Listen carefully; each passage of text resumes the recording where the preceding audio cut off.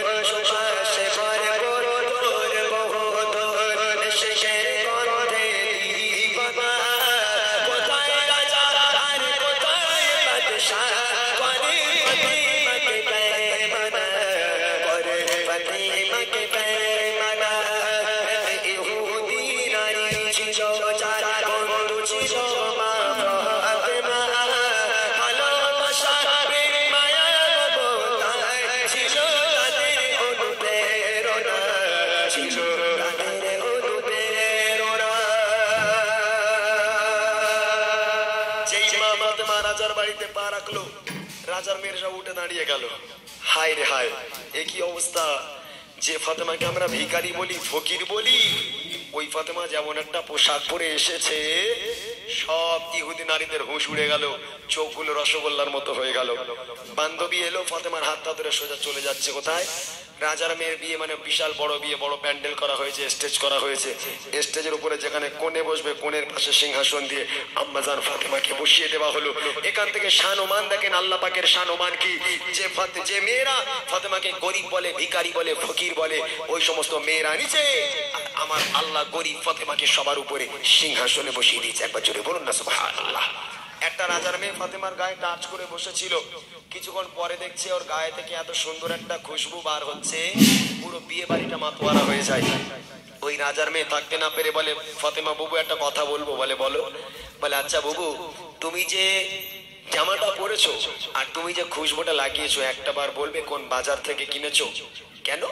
বলে না, আমার বাপ রাজা, আজও পর্যন্ত আমার বাপ এত দামি পোশাক আমাকে কিনে দিতে পারলো না, তুমি গরিব হয়ে এই পোশাক কোথায় পেয়েছো বুবু? একটা বার বলো না কোন বাজার থেকে কিনেছো? এখন ফাতেমা বলতেও পারতো যে না, আমাদের এই এখানে একটা বাজার রয়েছে, কি বলে ডাক বাংলার মোড় রয়েছে, আমডাঙ্গা বাজার রয়েছে, ময়না বাজার রয়েছে, সব বাজারেই পোশাক পাওয়া যায়। কি বলে, ওই পোশাকই পাওয়া যাবে আর বাজারে? ও পোশাক তো দোকানের পোশাক নয়। আম্মা জান ফাতেমা মুচকি মুচকি হাসছে আর মনে মনে করছে সুযোগ পেয়েছি বেটা, তোদের সব কটারে কলমা পড়াবো। বুদ্ধিমতী ফাতেমা বুদ্ধি খাটিয়ে কত সুন্দর করে রাজার মেয়েদেরকে বলে দিচ্ছে বাজারে যাবার ঠিকানা, কোন পথ দিয়ে বাজারে যেতে হবে, দোকান কোথায়, বাজার কোথায়, দোকানের মালিককে, দোকানের সেলসম্যানকে। মা ফাতেমা রাজার মেয়েদের কত সুন্দর করে বোঝাচ্ছে, দেখে। দোকানের মালিক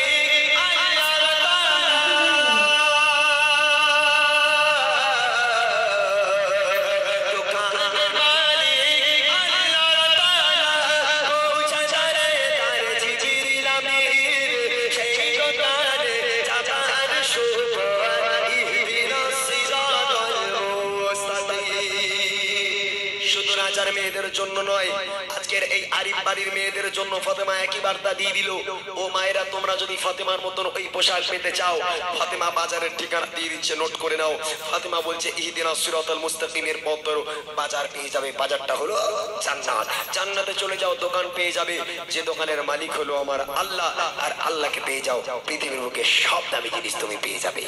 এই কথা শোনার সাথে সাথে এক এক রাজার মেয়ে, এক এক ইহুদি নারী মা ফাতেমার হাতে হাত দিয়ে বায়াত হয়ে কলমা পড়ে মুসলমান হয়ে গেল। শেষ কথায় কবি লিখছে, দোকানের মালিক আল্লাহ